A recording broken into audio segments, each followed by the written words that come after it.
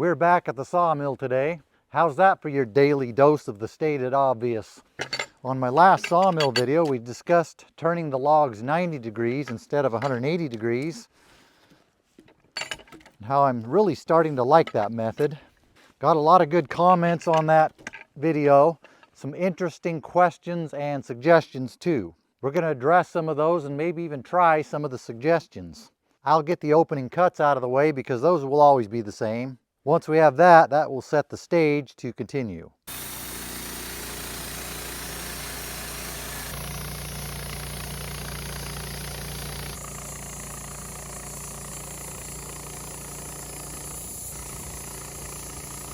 Now the traditional thing to do would be to either turn it 90 degrees this way or 180 degrees this way, like so.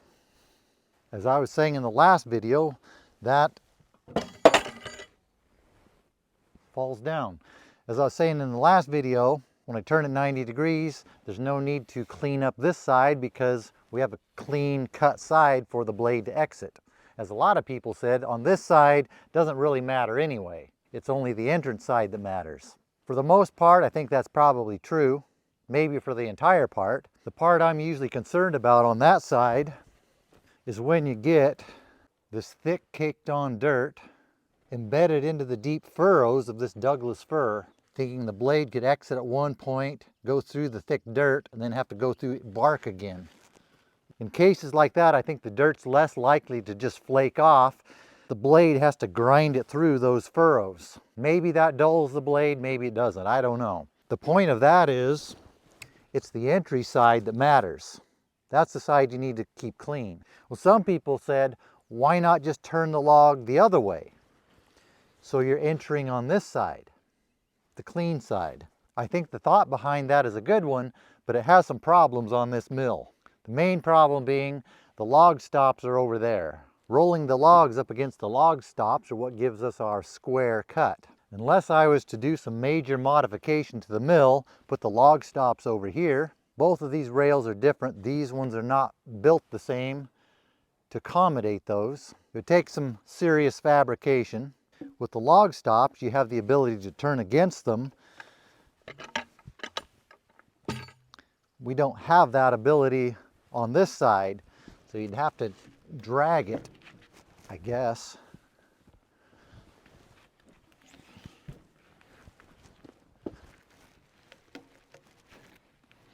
Which is not too difficult on this small, dry, lightweight log. But if you had a big log, that would be a real pain in the butt. Then you'd need a way to square it. That actually came out really close. And clamp it at the same time. It actually squares a lot easier than I expected it to. I'm noticing if I adjust the height of where I put the clamp, when I tighten it up, it adjusts the squareness.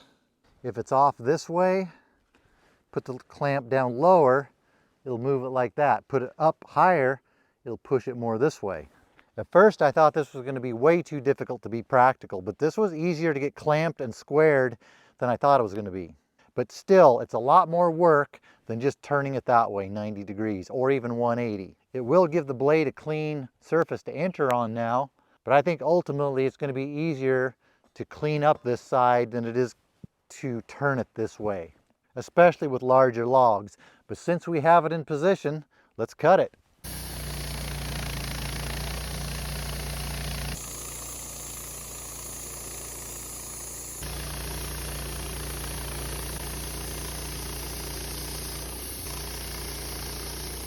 See how square these cuts turned out. That is as square can be. Now we'll roll the log again this way. We don't have anything to roll against, so we're going to have to do all this manually. Look at this, since we have a flat edge here, we don't have to worry about squaring the log. Just clamp it in and go. That's my favorite type of milling, just clamp it in and go. There's enough meat back here to hit the log stops, so it's good and stable. Again, we'll be cutting into a clean surface. Solves the dirt problem. Very much solves the dirt problem.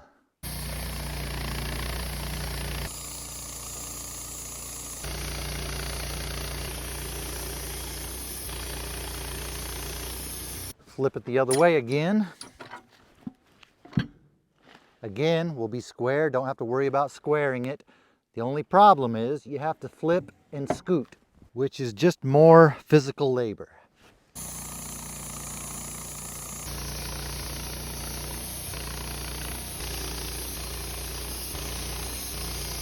That went a lot easier than I thought it would. I thought turning it that way was going to be so impractical. Turns out it was only regular impractical instead of so impractical. It took more time, more labor to turn it this way, but after cutting the first side, I didn't even have to think about dirt. That's worth a lot. What is it we learned from the fine piece of literature, Green Eggs and Ham? Instead of just saying you don't like something without trying it, try it, and you may. Except when it comes to turkey poo water. No Sam I am, I do not like turkey poo water. That was a really small log. Let's try it on a bigger log. This smaller log's in the way. Let's quickly mill this one up, get it out of the way. I forgot to put my log stops up. It almost went over the edge.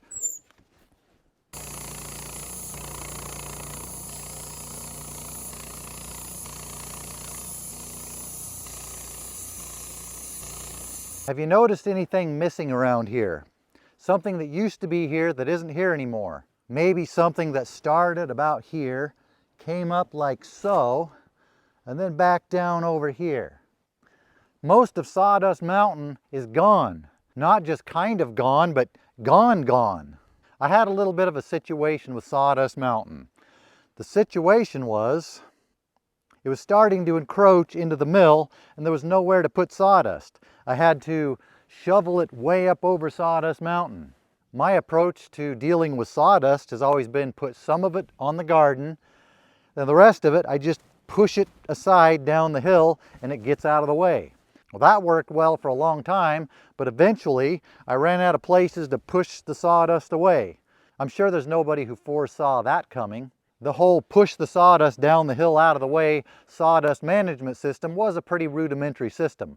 Unlike MacGyver Steve over at MSD Making Sawdust, who came up with some vacuum system that he made out of a Power Stroke diesel exhaust system that just sucks all the sawdust off and throws it somewhere else out of the way.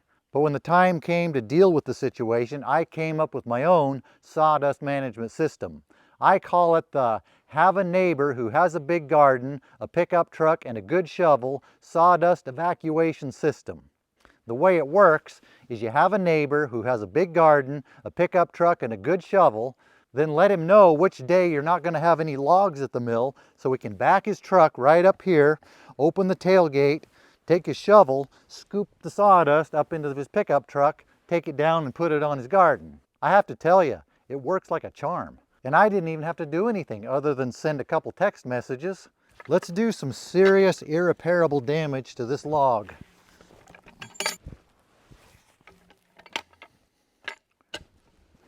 Clean off some of the major dirt.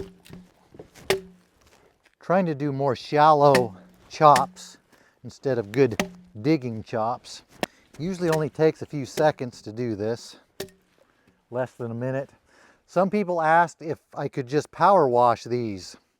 I probably could, but I don't really have a good source of water here out in the woods. Then it would be a question of having water and mud around here. Then maybe in the winter spraying water around here, getting wet. That'd actually be nice in the summer. Probably not a bad idea to power wash them. I've never tried it. If I did more milling than I do, maybe it would make sense for me to set up a power washing station here. But if I did more milling than I do, I'd probably get a bigger mill with a debarker, which would probably solve all the problems as far as the dirt. The main reason I don't power wash them is just because. This axe method is actually the easiest dirt cleaning method I've ever tried. Maybe it's like Green Eggs and Ham. I shouldn't not power wash until I try power washing.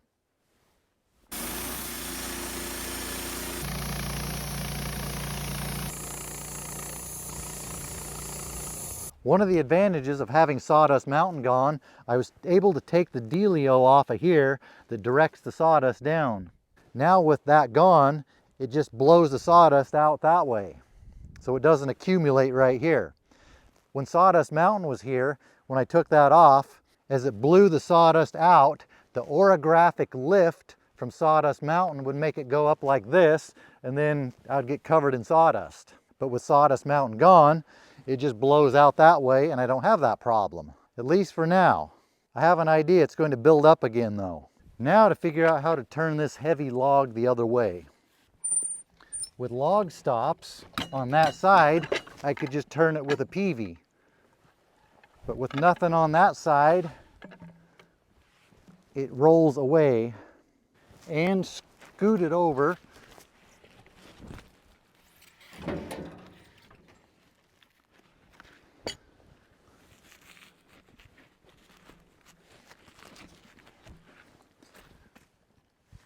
Which is not easy. You can do it, but it's a real pain in the square. But the good part, we got a clean edge for that blade to enter on. The other side, we have this dirt impacted into these furrows. Is that a problem? Is it going to significantly dull the blade? I don't know. On this bigger log, the first cut will be above the bark. So I will have to make sure there's no dirt right above this edge where the blade will be going. That's a lot easier than having to clean up the whole face.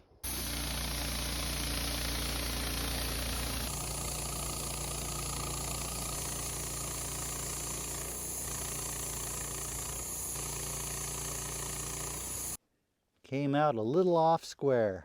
That's from operator error. Without log stops over here to push up against, I think operator error is going to be common.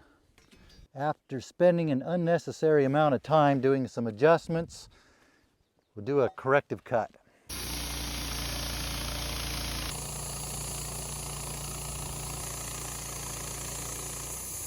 Anyone need a thin sheet of Douglas fir for anything?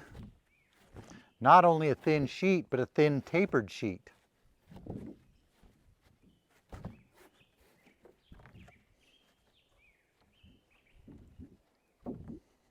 Why are we guys so easily amused?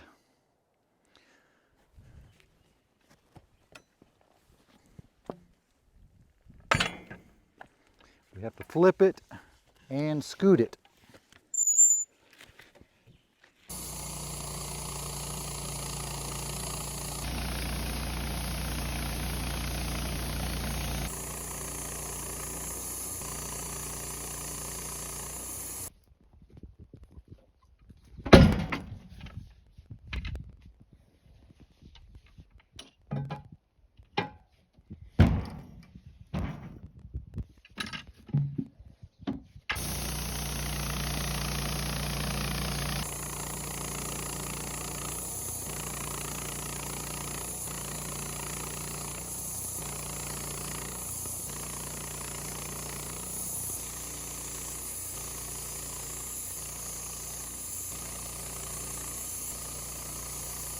So what's my verdict on turning the logs that way? I really like being able to turn the logs that way. It is so helpful when it comes to dealing with dirty logs. Not just helpful, but so helpful. Maybe even so helpful. The problem is these mills are not made for turning logs that way. They're made for turning logs this way. It would take some serious modifications to this mill to be able to turn them that way. Or would it?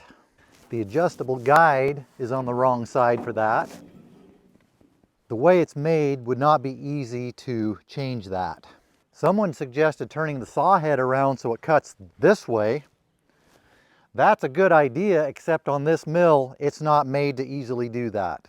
Both tracks are very different. Both of these posts are very different. It would take some major modification to make that happen. I'm sure MacGyver Steve could do it easily, but for most people, that would be a very difficult task. If this mill was set up to more easily turn the logs this way, I think that's by far the better way to go. But since it's not, I think this way is the better way.